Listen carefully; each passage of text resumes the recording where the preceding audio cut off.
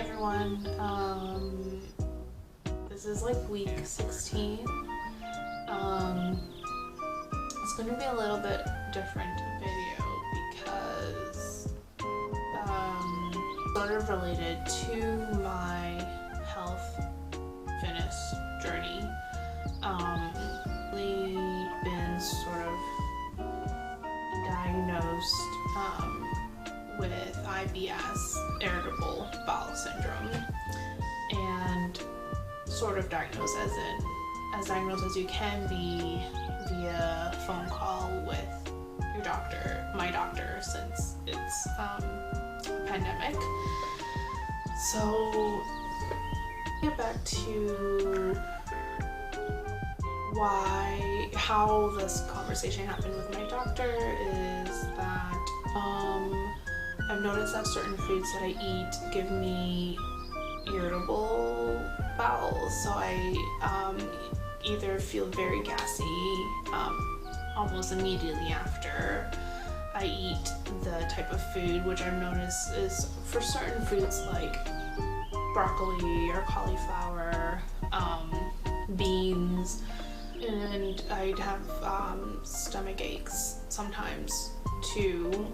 So I made the call to my family doctor and he said it sounds like I have IBS, which I guess I kind of had a hunch that I would have it since I've been living with this for a few years, for as long as I can remember actually. So he recommended that I go on a low FODMAPS diet. So what does FODMAPS stands for? Fermentable oligodimonosaccharides and polyols. Essentially, this FODMAPS diet means it's a diet low in fermentable carbs, which is recommended for people with IBS.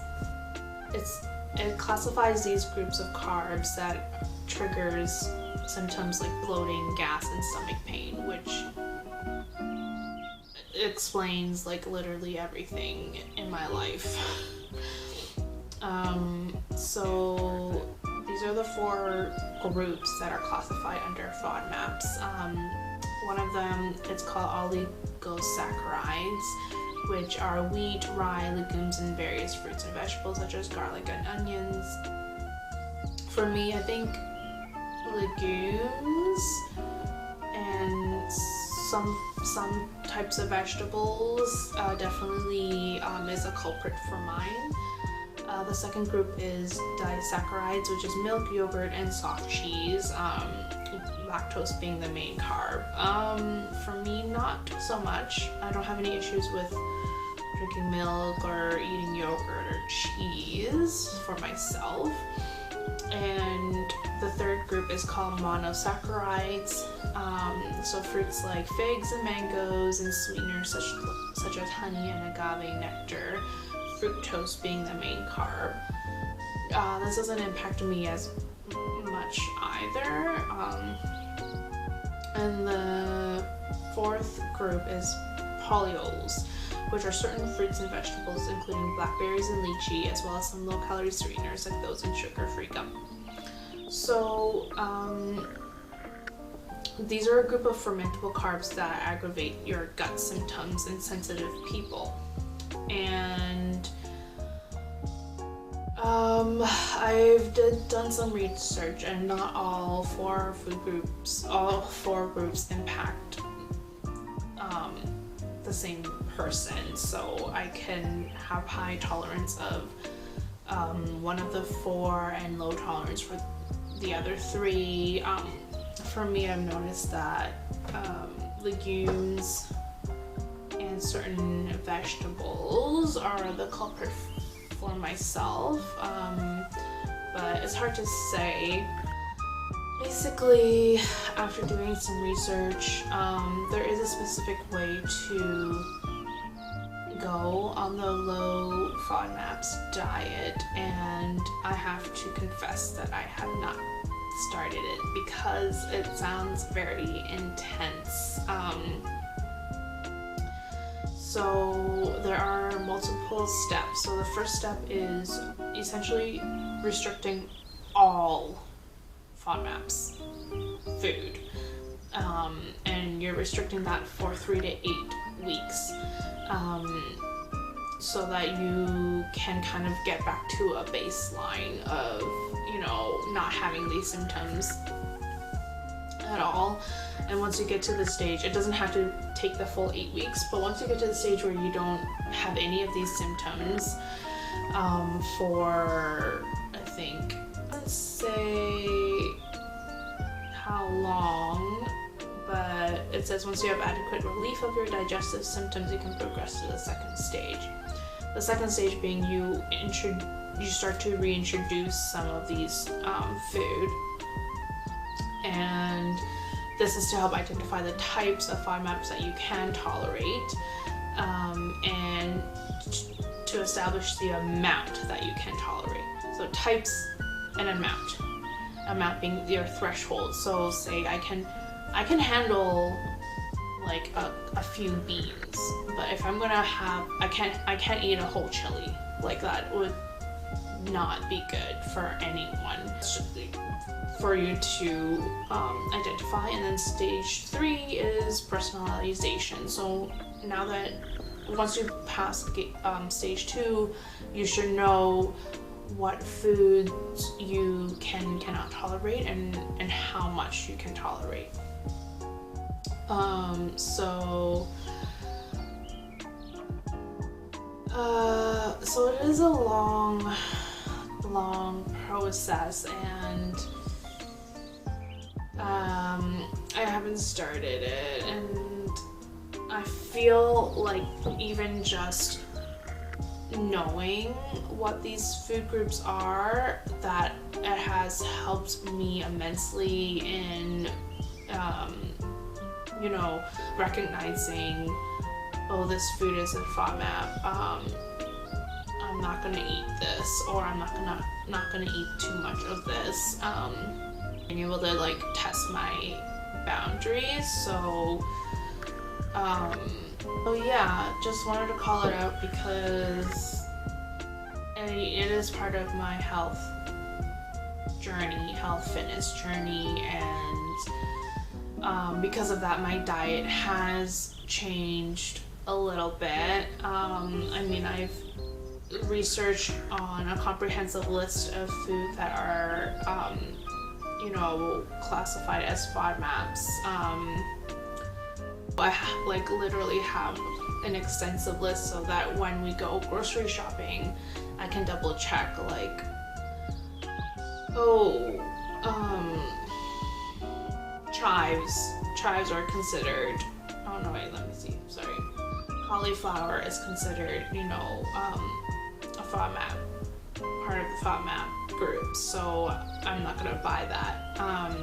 But I did also do a lot of research on what are some suggested swaps for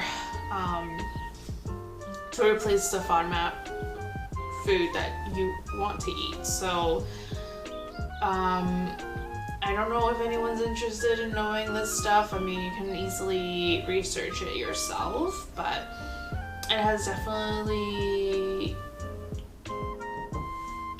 revised my diet a little bit, knowing that, oh, this is gonna give me bloating and gassy and stomach problems, so definitely trying to avoid those food. One thing to note is that after doing a lot of research, you can't stay on a low FODMAP diet forever because your stomach needs fermented, healthy bacteria. So if you deprive your body of that, it's not good. So I have to say that if you are going on this diet, just do it for the 8 weeks that is recommended before you are able to reintroduce certain FODMAP group food into your diet, or back into your into your food or into your body. Anyways, so that's something I learned recently, and I don't know how much this will affect my workout moving forward. I am trying to up my protein intake. I follow Smalletics, I think is her YouTube name, and she helps those who are considered petite women, short women. I'm short, I'm like 5'2" on a good day, and how to get them to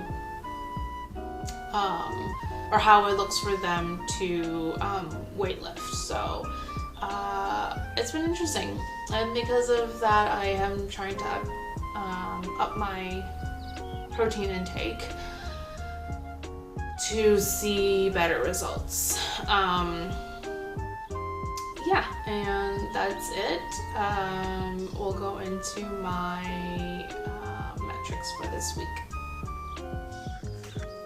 Hi everyone, it's time for my weigh-in and measurements, so let's get into it. I'm at 131.4. I think, let me see, I was at 131 last week, so it's just like 0.4 pounds more.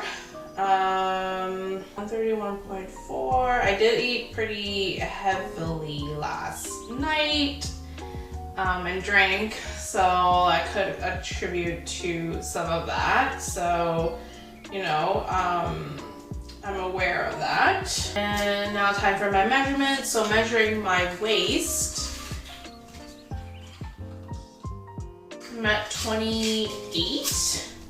So last week I think I was at 27 and a half. Must have been a fluke. And now we're going into my hip.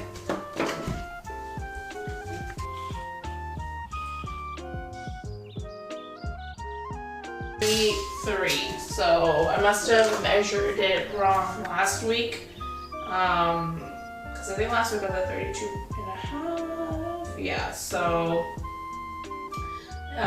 just fluctuating a little bit, but you know, that's okay. I feel great this week, and I do feel parts of me are leaning up. So overall, I feel great. Thanks for watching, and I'll see you guys next week. Bye.